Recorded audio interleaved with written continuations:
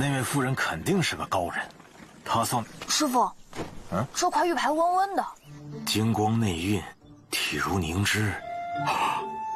这是最上品的说的就是和田宝玉。这种蓝田日暖玉生烟，对你来说确实是一件难得的宝物。玉如烟，晨晨，只有他能帮助你。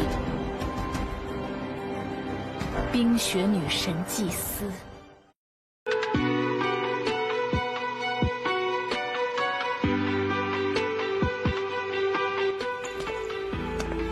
Nanayan dan anaknya bertemu langsung dengan Dewa Pagoda Es. Secara bersamaan, 3 muridnya melapor bahwa dalam beberapa tahun ini mereka belum menemukan jejak dari Rong Nianbing di Sungai Tianqing.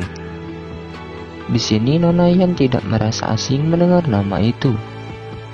Dewa Es Salju sangat murka kepada mereka bertiga karena selama bertahun-tahun belum membuahkan hasil.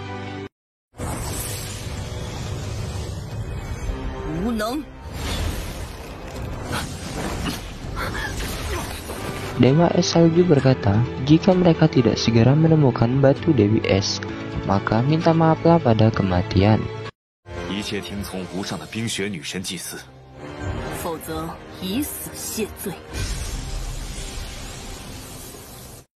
sisi lain, Nianbing dan kakek Zaji menikmati keindahan kota es.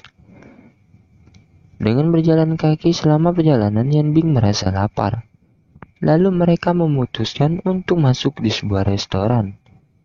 Mereka mulai memesan makanan. Melihat hidangan itu, Nianbing mengatakan bahwa kakek Zaji sangatlah pelit. Setelah mendorong gerobak seharian, mana mungkin roti kukus bisa memulihkan tenaganya kembali. Kakek Zaji mengatakan bahwa Nianbing tidak terbiasa dengan masakan restoran biasa ini. Jika ia memakannya, pasti akan langsung memuntahkannya. Karena Nianbing tidak percaya, maka kakek Zaji memesankannya lagi.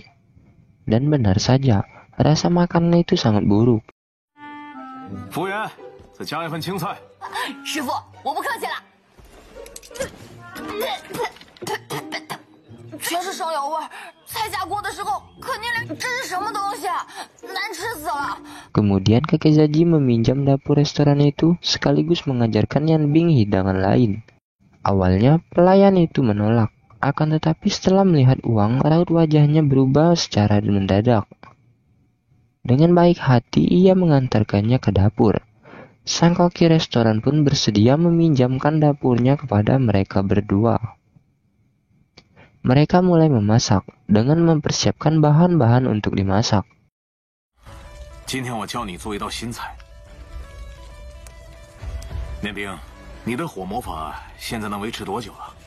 Di sini Nianbing menggunakan skillnya untuk memotong sayuran.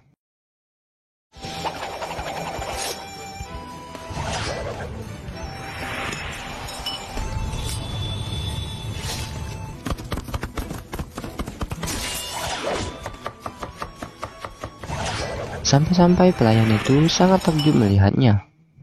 Nianbing mencincang semuanya lalu dijadikan satu dan dimasukkan ke dalam kotak bumbu. Ia menggunakan sihir elemen apinya untuk memasak.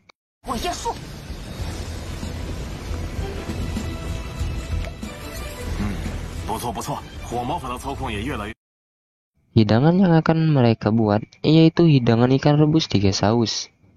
Bagian terpentingnya adalah membuat saus kedelai, saus siput, dan saus tomat. Kemudian lapisan bagian bawah wajan dengan kentang, bawang, dan wortel.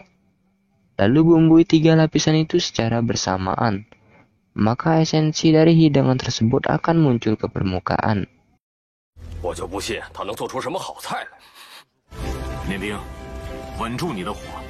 Sementara itu, koki gendut tidak yakin jika Nianbing dan kakek Zaji bisa membuat makanan yang enak.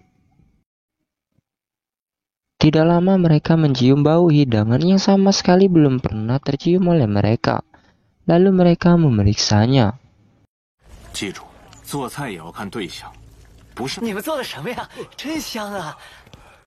Kini hidangan itu sudah siap untuk dinikmati. Melihat Nianbing dan kakek Zaji mencicipi makanan itu, Pelayan dan koki gendut pun sampai menelan liur melihat mereka. Akan tetapi dengan sengaja Nian Bing menghabisi hidangan itu tanpa menyisakan sedikit pun.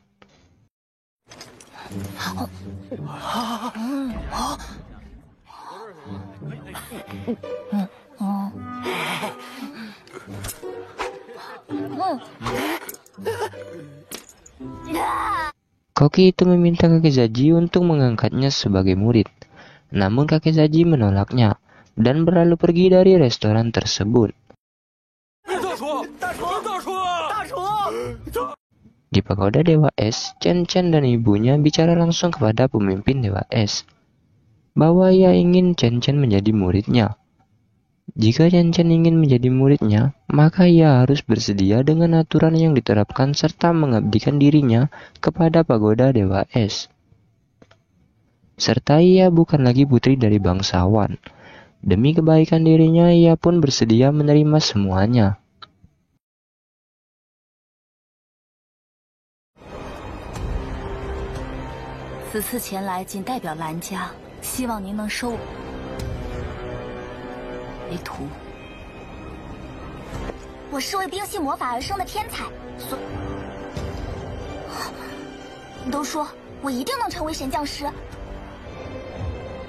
冰凤，其实晨晨是冰凤之体。你说你想成为神教师，想进冰神塔修行，今往后你也不再是蓝雨宫，就必须奉献自己的一生。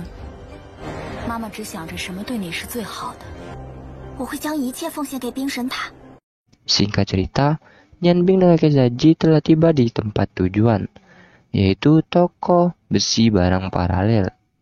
Mereka menemui seorang pandai besi nomor 1 di dunia. Di sini Nian Bing tidak percaya dengan ucapan kakek Zaji. Sangat tidak masuk akal, seorang pandai besi nomor 1 di dunia tinggal di rumah reon.